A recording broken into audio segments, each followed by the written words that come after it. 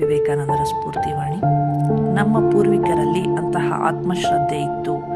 ಈ ಆತ್ಮಶ್ರದ್ಧೆಯೇ ಅವರಿಗೆ ಶಕ್ತಿಯನ್ನಿತ್ತು, ಅವರನ್ನು ನಾಗರಿಕತೆಯಲ್ಲಿ ಹೆಚ್ಚೆಚ್ಚು ಮುಂದುವರಿಯುವಂತೆ ಮಾಡಿತು.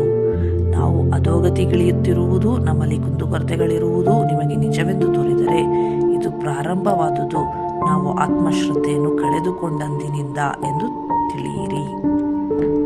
Inspiring sayings of Swami Vivekananda.